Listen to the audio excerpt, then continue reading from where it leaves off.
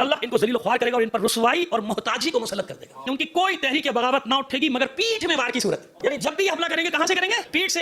ادھر صلح کی ٹیبل پہ بیٹھے, مذاکرات کی ٹیبل پہ بیٹھے کہ مذاکرات کریں, پیٹھ سے وار کیا نہیں کیا, یعنی دھوکے سے ماریں گے. دجال کے منتظر, آپ کو معلوم ہے کہ دجال کا انتظار کرو, ایک آنکھ گلوبل آئی جس کے بارے میں کئی بار آپ کو سمجھا چکا ہوں کہ ایسے نہیں ڈالر کے نوٹ کے اوپر احرام مصر کی تصویر وہ ہے. یہ انتظار کر رہے ہیں کس کا؟ دجال کا. جیسے ہم انتظار کر رہے ہیں کس کا؟ مہدی کا. اور وہ دجال غالب آنے والا بدترین شر ہوگا, یعنی اس سے زیادہ پھر شر کوئی. اب یہ دجال میں پہلے بھی کئی بار آپ کے سامنے اس کی تشریح کر چکا ہوں, کسی شخص کا نام نہیں ہے, کوئی ہستی نہیں ہوگی ایسی کہ چلی آ رہی ہے اس کے ایک آنکھ ہوگا کے سارے ہاتھ. نہیں, یہ دجال, یہ نظام, یہ سسٹم. جیسے فرعون نام نہیں تھا شخص کا, فرعون لقب ہوتا تھا ہر اس بادشاہ کا جو مصر پہ حکومت کرتا تھا, اس کو کہتے تھے فرعون. 400 سال کی عمر تھی, 400 سال فرعون کی عمر نہیں تھی, 400 سال وہ نظام تھا ان کا, جس میں آخری فرعون ہوتا رامس نام بتایا جاتا ہے, ممکن ہے کچھ اور ہو, اللہ عالم بالصواب, وہ آخری تھا ان کا. تو دجال یہ جو سسٹم نافذ ہے جس نے پوری دنیا کو اپنے قبضے میں آکٹوپس کی طرح لے لیا ہے, اور آج اس کی نمائندگی کون کر رہا ہے دجال کی؟ ٹرمپ. کہہ رہے ہیں کہ میرے پاس زندگی ہے, میرے پاس موت ہے. یہ روز کہہ رہا ہے, روز اللہ اس کے منہ سے یہ جملے نکلوا رہا ہے, میں نہیں کروں گا, میں مار دوں گا, جس کو زندہ رہنا ہے میرے سامنے سر تسلیم خم کر دو. یہ نا خلاصہ, یہ پورا سسٹم دجالی نظام. ان میں ہزاروں ایسے ہوں گے جو دجال پر ایمان لے آئیں گے, لے آئے نا سب, بھول گئے نا. حالانکہ یہ جو ایمان لائیں گے عقل بھی رکھتے ہیں اور دین بھی رکھتے ہیں نا, لیکن دجال کی نشستوں میں شرکت کرتے ہیں. کل بھی ایک ایسی نشست ہوئی کسی پاکستان کے بڑے شہر میں,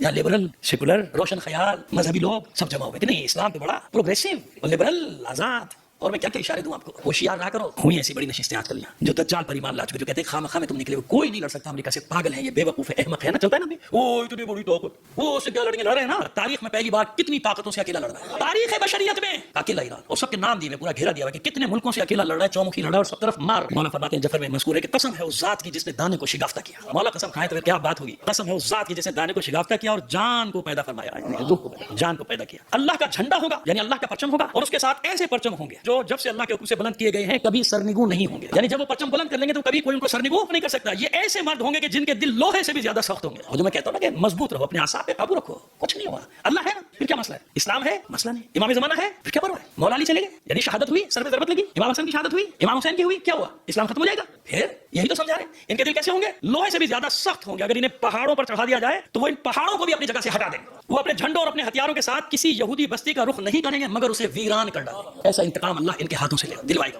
میں نے کہا نا کہ ان کے بچوں کو پہلا سبق کیا پڑھایا جاتا ہے کہ تمہارا سب سے بڑا دشمن کون ہے؟ مسلمان. اس کو جب ان کو بتایا جاتا ہے کہ مسلمان کو مارنا ثواب, وہی چیزیں پھر انہوں نے بعد میں اپنے چلی چپیٹوں کو سکھائی نا. جس یہودی بستی کا رخ کریں گے اسے ویران کر ڈالیں گے. یوں معلوم ہوگا گویا ان کی سواریوں کے اوپر عقاب پرواز کر رہے ہیں. اور اب دیکھیے عجیب بات ہے, اس طرح تو نہیں پکارتے. کبھی آپ نے نیمہ شعبان کا کیا ہوگا, بہت سنے کیا ہوگا, تو انہیں اندازہ ہوگا کہ وہ 14 شعبان اور 15 کیسے مناتے ہیں وہ لوگ. اب فرماتے ہیں کہ وہ مہدی سے اپنی جانوں سے بھی بڑھ کر محبت کریں گے. جس طرح محمد صلی اللہ علیہ وآلہ وسلم کے اصحاب آپ سے محبت کیا کرتے تھے, وہ ہر وقت ان کے گرد حلقہ بنائے رہیں گے, یعنی اپنے امام کے گرد ہر وقت حلقہ بنا کے رہیں گے, اپنی جانوں سے ان کی حفاظت کریں گے اور اس یقین کامل کے ساتھ رہیں گے. وہ یقین جو 3 دن سے میں آپ کے سامنے گفتگو کیے جا رہا ہوں, اس یقین کامل کے ساتھ رہیں گے اپنے امام کے ساتھ کہ اللہ انہیں وہ سب کچھ عطا فرمائے گا جس کا انہوں نے ارادہ کیا ہے, یا یوں کہیے کہ جس کا اللہ نے ان سے وعدہ. سمجھ میں آ گئی بات؟